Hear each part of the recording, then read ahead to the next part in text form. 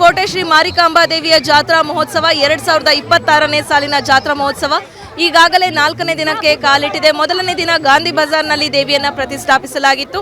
ಅದರಂತೆ ಮಾರನೇ ದಿನ ದೇವಿಯನ್ನ ಗದ್ದುಗೆಯಲ್ಲಿ ಪ್ರತಿಷ್ಠಾಪಿಸಿ ಇವತ್ತು 3ನೇ ದಿನವನ್ನ ನೆರವೇರಿಸ್ತಾ ಇದ್ದಾರೆ. ಇವತ್ತು ಶುಕ್ರವಾರವಾಗಿರುವಂತಹ ಹಿನ್ನೆಲೆಯಲ್ಲಿ ವಿಶೇಷವಾದಂತಹ ಪೂಜೆ ಪುನಸ್ಕಾರಗಳು ದೇವಸ್ಥಾನದಲ್ಲಿ ನೆರವೇರ್ತಾ ಇದೆ. ಮಾರಿ ಗದ್ದಿಗೆಗೆ ಬೆಳಗ್ಗೆಯಿಂದಲೇ ಸಾಕಷ್ಟು ಜನ ಭಕ್ತ ಸಮೂಹ ಬಂದು ಆಗಮಿಸಿ ದೇವಿಯ ದರ್ಶನವನ್ನ ಕೂಡ ಪಡಿತಾ ಇದ್ದಾರೆ.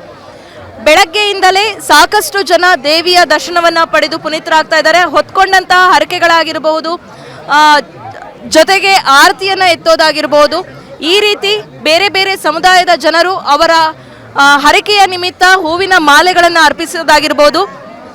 ಈ ರೀತಿ ಜಾತ್ರೆ ದಿನದಿಂದ ದಿನಕ್ಕೆ ರಂಗೇರ್ತಾ ಇದೆ. ಇವತ್ತು 4ನೇ ದಿನಕ್ಕೆ ಜಾತ್ರಾ ಮಹೋತ್ಸವ ರಂಗೇರ್ತಾ ಇದೆ. ಹಾಗೆ ನೀವು ನೋಡಬಹುದು ಜಾತ್ರೆಯಲ್ಲಿ ವಿಶೇಷ ಏನು ಅಂದರೆ ಮಕ್ಕಳ ಆಟಿಕೆಗಳಾಗಿರ್ಬೋದು, ಹೆಣ್ಣು ಮಕ್ಕಳ ಅಲಂಕಾರಿಕ ವಸ್ತುಗಳಾಗಿರಬಹುದು, ಟ್ಯಾಟುಗಳಾಗಿರಬಹುದು, ಮೆಹಂದಿ ಆಗಿರಬಹುದು, ತಿಂಡಿ ತಿನಿಸುಗಳಾಗಿರ್ಬೋದು, ಸಾಕಷ್ಟು ಸ್ಟಾಲ್ಗಳನ್ನು ಕೂಡ ಹಾಕಿದ್ದಾರೆ. ಬಂದಂತಹ ಭಕ್ತರು ದೇವಿಯ ದರ್ಶನವನ್ನ ಪಡೆದು ಸ್ಟಾಲ್ಗಳಲ್ಲಿ ತಿಂಡಿ ತಿನಿಸುಗಳನ್ನು ಖರೀದಿಸ್ತಾ ಇದ್ದಾರೆ. ಈ ರೀತಿ ಶಿವಮೊಗ್ಗದಲ್ಲಿ 4ನೇ ದಿನದ ಜಾತ್ರಾ ಮಹೋತ್ಸವ ವಿಜೃಂಭಣೆಯಿಂದ ನೆರವೇರ್ತಾ ಇದೆ. ಕ್ಯಾಮ್ರಾ ಪರ್ಸನ್ ಆದಿತ್ಯ ಜೊತೆ ನಂದಿನಿ ಸಾಗರ, ಕನ್ನಡ ಮೀಡಿಯಂ 24x7.